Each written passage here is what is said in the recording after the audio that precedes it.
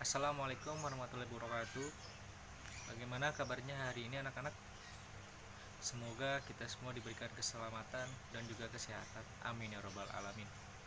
Pada pembelajaran hari ini kita akan mempelajari tentang mengkonstruksi sebuah teks ceramah berdasarkan permasalahan aktual dengan memperhatikan struktur dan juga kaidah kebahasaan. Adapun mengkonstruksi ceramah ini diharapkan kalian mampu. Yang pertama, menyusun tema dari sebuah teks ceramah. Kedua, menyusun kerangka. Lalu yang ketiga, mengkonstruksi. Ya, untuk selanjutnya silakan kalian mengakses Edmodo dengan kode yang sudah saya berikan. Buka Edmodo kalian melalui gawai ataupun laptop.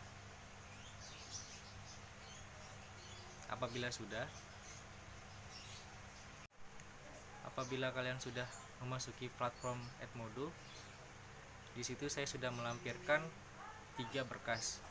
Yang pertama, penggunaan kaidah kebahasaan dan juga struktur dalam teks ceramah.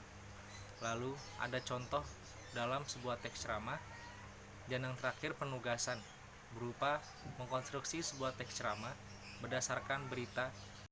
Ya, untuk selanjutnya mari kita buka tentang penggunaan kaidah kebahasaan teks ceramah berdasarkan struktur dan juga kaidah kebahasaan. Ya, untuk selanjutnya coba kalian lihat di bagian A, poin A, dituliskan mengenai kaidah kebahasaan dari teks ceramah. Kaidah kebahasaan ini meliputi penggunaan kalimat imperatif, kalimat persuasif, kata ganti, dan juga sebagainya. Di dalam teks ceramah memuat tentang informasi yang dimana mengajak seseorang atau memerintah seseorang untuk dapat berperilaku yang baik. Dalam teks ceramah sendiri memiliki maksud di dalamnya. Seperti kalian lihat di paper saya. Ya, lalu selanjutnya ada unsur teks ceramah. Yang pertama materi, lalu yang kedua penceramah, yang ketiga pendengar, dan yang terakhir adalah metode ceramah. Materi sebagai yang kita tahu itu sebagai bahan dalam menyampaikan sebuah teks ceramah.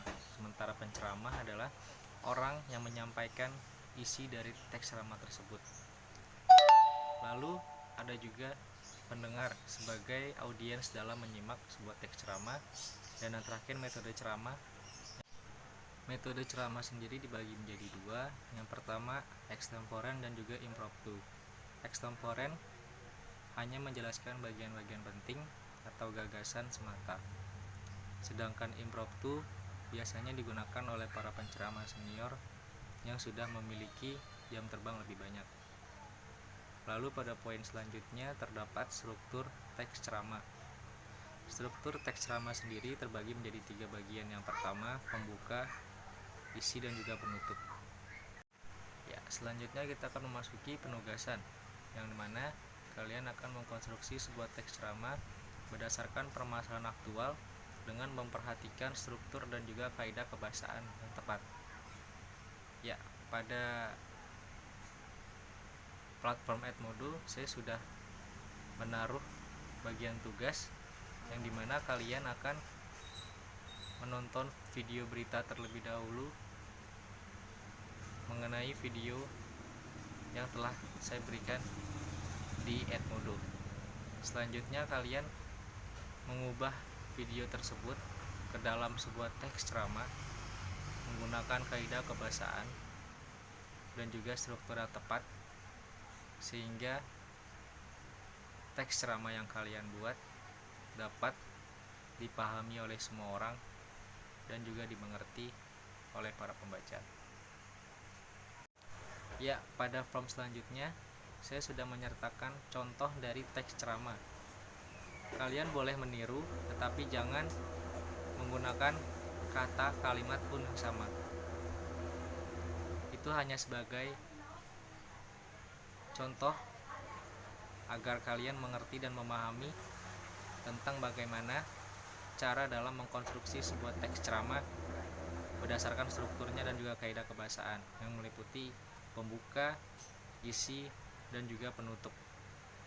Adapun ketentuan penugasan yang setelah saya berikan minimal 3 lembar halaman dengan format penulisan Times New Roman 12, margin 4, 3, 3, 3. Ya, diharapkan apabila kalian belum mengerti atau belum memahami, silakan untuk menulis komentar kalian di kolom yang telah saya sediakan. Penugasan paling lambat minggu depan melalui platform Edmodo. Penugasan ini sebagai latihan untuk mempersiapkan ujian akhir semester yang dimana kalian akan memproduksi masing-masing satu orang 2 teks ceramah. Ya, untuk selanjutnya saya membuka polling mengenai pembelajaran daring atau pembelajaran online. Di situ tertulis apakah kalian setuju mengenai pembelajaran daring. Apabila iya, silakan checklist ya. Apabila tidak, tolong sertakan alasan dan juga masukan agar pembelajaran kita semakin efektif dan juga efisien untuk kedepannya. Ya, terima kasih atas waktunya teman-teman. Semoga pembelajaran hari ini dapat bermanfaat dan semoga kita semua diberikan kesehatan dan juga keselamatan. Amin, amin ya rabbal alamin. Tetap semangat dan sukses selalu.